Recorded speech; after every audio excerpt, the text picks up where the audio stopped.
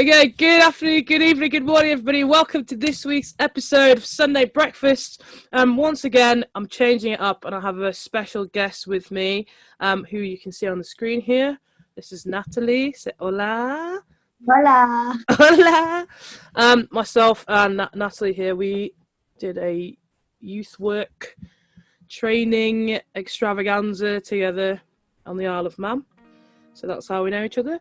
And I thought she'd be a great person to chat to this week about prayer, which is the topic that we're on, with our Holy Habits theme as a church for the moment. So, Natalie, do you want to say hi? Do you want to introduce yourself however you see fit to do so? Hi, I'm Natalie, and I'm a youth worker who lives on the Isle of Man. Now lived there my whole life, and I work for a Christian charity called SUMT, and we go into schools and do Christian youth work within schools and within churches across the island. Fantastic. Lots of Christian things then. Fill Yeah. your day. So we'll start straight off the bat. A lot of the people who watch this are under 18. Some people aren't, but I don't think that really matters. So I'm interested to hear from your perspective, because I know your faith journey has been quite interesting. It's not average isn't the right word, but it's not the herd story, let's say. So I think your perspective will be really interesting on particularly how you found prayer at the beginning. If you can cast your mind back to when you first committed to our Lord and Savior Jesus Christ, yeah. What were your thoughts about prayer, the action of prayer, engaging in prayer? If you can think, cast your mind back. Sorry, my mum's just here. Your mum? Yeah. Oh yeah. So what was the question? What was your perception of prayer when you first became a Christian, basically? When I first became a Christian, it's hard to remember. I know that prayer was something unheard of for me. I know that much. And I think back, honestly, I thought it wouldn't work. Yeah, I did think that. Yeah, I didn't think it would work asking for something and receiving something. But that's partly because in the way the world works, you don't ask and receive a lot of the time. Can you remember when your perspective changed? Like, was there a time you prayed about something almost like you said in the way that's like, well, it's like the last resort, you know? I think for a lot of people, for me as well, there'd be the moment where I was like, well, I've run out of other options, so I'm going to pray. And then, because God is God, he came through. But for yourself, if your perspective changed about prayer, which I know it has, was it because of that? Did you pray and then, you were kind of surprised by something happening? So my perspective of prayer changed when I was told that prayer was just a conversation. I was on my gap year review, and our boss at the time said, it's just a conversation, it's fine. And then I realised that actually God had talked to me for loads of times before that. Me just even coming to church was God going, hey, why don't you go to church? And I didn't know what that was, but I went, okay, I'll go to church, and found a way to go. So when I realised that it was just that, then I was like, oh, that's fine, I totally get that. Yeah, I agree. And I think it's something that, so we're talking about spiritual disciplines at the moment. And it's just that I think at the start, maybe you can relate, like, you have to almost like will yourself and self-motivate yourself at the start to like do the thing. So we're talking about prayer today. And I spend a lot of time just, sat, almost like, it's like, you're squeezing something out. You're like, oh, I'm going to say my prayer. I'm going to like do the thing because I need to do it, which God doesn't want us to do things out of, like, he wants us to love what we're doing. He doesn't want us to just feel like it's an obligation. But saying that, I think at the start, sometimes we do have to make ourselves do the thing so that we can practice the thing. And then eventually, hopefully, we learn to love the thing.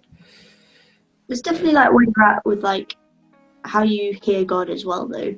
Like, some people need to be outside when they're doing like their conversations with God, their prayer with God. Some people need to be in a group of people and they're just thinking about things, and that's their prayer to God, is thinking about those people that they're with and stuff like that. And it's finding that bit as well that helps you to be motivated to want to pray. Yeah, that's it. A question I like to ask people, because everyone has experienced this at some point in their life. We've all had it. We all know the feeling. We're sat in a group of people, in a group of our peers, if you like. The leader goes, okay, would somebody like to pray? You can feel a tangible fear in the room. You can feel everyone panic. So question is, have you experienced that? I think most people have. And can you maybe describe for yourself, because everyone has a different description of how this feels, of what that felt like and how it changed. So you've already mentioned the conversation part helped you to relate to prayer a bit more helpfully. But basically, what was it like for you when you were asked to pray out loud, and how did it shift? When did it change? I think the first time I'd been starting to be asked to pray out loud was when I didn't think it was like an actual thing. It was actually quite a daunting thing to do. And when asked, it would be as short as possible. It would be like, oh, yeah, thank you for this, God, amen. That would be all I do. And as I've grown and my relationship with God has gotten stronger, now I'm the first one to put my hand up to pray. Last night I was at a work do thing, and we were praying for different people, and I think 5 years ago I wouldn't have been, yes, pick me, I'll pray for this person, right? But now I'm like, yes, I will pray for that person because I want to, because I understand the power of prayer. And where did that understanding come from? So again, you've already mentioned that you were taught about prayer in a relatable way. How did you action that? And did that change how you then engaged with it? I think the situations I was put in helped me to engage with it differently, because I was not forced, but because of the position I was in, I had to model prayer. And I think because of that helped me to just go, oh yeah, this is just my in my head prayer thoughts, but out loud. And it was getting that out of my mouth, which was the changing bit. They stayed really short prayers for a while. I'd say maybe 2 years ago was when they started to become like maybe paragraphs. Paragraphs of prayer. 2 days later, amen. So yeah, just like that. Amazing.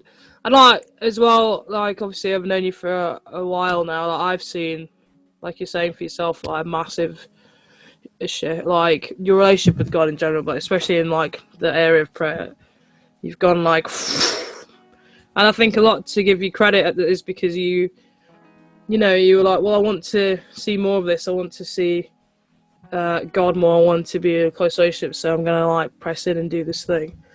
Which has been really good. Have you got any cool stories, any testimonies of a time you've prayed and some crazy shenanigans ensued swiftly? Yeah. And it's food related. Yes, go on. It involves you as well. So. Oh, let's go. So I went to church one day with you, and I had £5 for my lunch, and God told me to put it in the collection thing coming round, and I was like, no, this is my food money, and having this like debate with God, like, I don't want to do it, this is my lunch, and he's like, no, do it. He got to me, put it in, and then church happened, la la la. You came up to me at the end of the service and goes, oh, so-and-so's just given us £20, we can go out for lunch. And I was my God. That's mental. I don't remember that, but I don't remember a lot of things, to be fair. But it's true. It's fine. Where did we go for lunch? Downtown. Yeah. Downtown. £2 is enough for downtown. And we couldn't have gone to downtown with a £5, could we? So there you go. Exactly. If you're ever Isle of Man, guys, hit up downtown. So. Mm-hmm. But that wasn't even like a request. That was me having a debate with God about whether or not I should do this thing. A time prayer has been answered where, like, a big one is a year and a half ago, maybe 2 years, I was quite sick, and I went, okay, God, I give this all to you now. And I went to see, because I was seeing counselor at the time while I was sick, and then they said, wow, this is a miraculous change. And it was the session I had straight after I'd prayed for that, and from then on I'd just gone up and up and up and up and up, and I'm not sick anymore, which is great. So that's like a big asked for prayer that yeah, and that's like amazing. And we're like, praise God for that. And that's a good example of a time, like you say, you've asked for something quite large in prayer, it's been answered.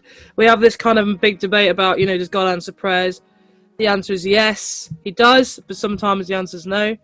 And for myself, like, I've seen that, and I think that's important to recognize, especially for early on in our discovery of prayer and starting to engage in prayer, is that sometimes God says no.